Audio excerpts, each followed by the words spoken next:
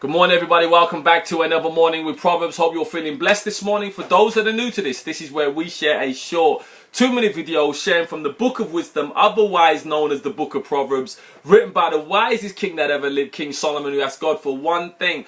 He never asked for more money, fame, or power. And God said to him, asking me anything, I'm going to give it to you. No, what he did ask for, because he understood was more important than any of that, was more of God's wisdom and more of God's knowledge. So that's why we have the book of Proverbs, so we can share in that same wisdom, so we can live successful lives and show other people how to be successful too.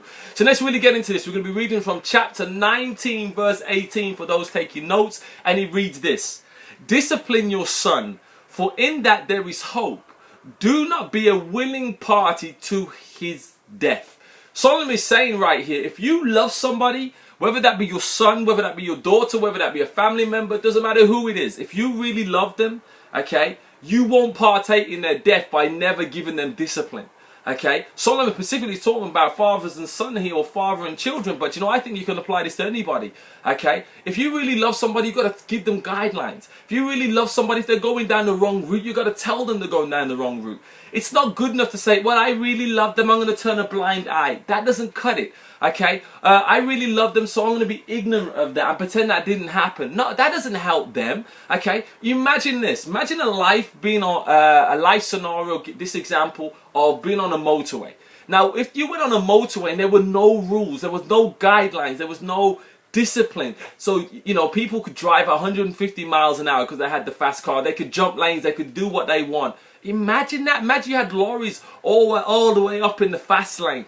It would be carnage. Sooner or later you're going to face certain death, and that's the same with a life with no guidelines and no discipline. That's what Solomon is saying here. If you have someone in your life and you don't discipline them, you don't tell them when they're going wrong, you're participating in their death. I'm going to give you one final analogy.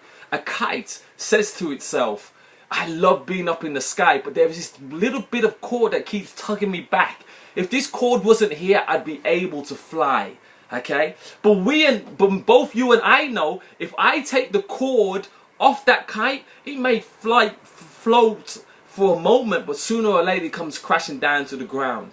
That's what God's saying to us, is that you may feel that without God I can fly and I can soar, but I guarantee you this: a life without God and his discipline, sooner or later we see a world that's starting to crash and burn, and that's what we're seeing now. Okay, so let's not be ignorant of discipline. We all need discipline. We all need correction. Show me a country that's great without it. Okay, so here's the thing: if you know there's someone in your life that needs correcting, do it. Not out of malice, do it out of love. And if someone's correcting you, you'll be humble. Okay, they're trying to allow you to live a life of hope and not a life of death. So God bless you. Hope you're blessed this morning. As we always say with Gen Hope, God's gift to us is life. What we do with that life is our gift back to God. God bless you, and see you soon. Bye bye.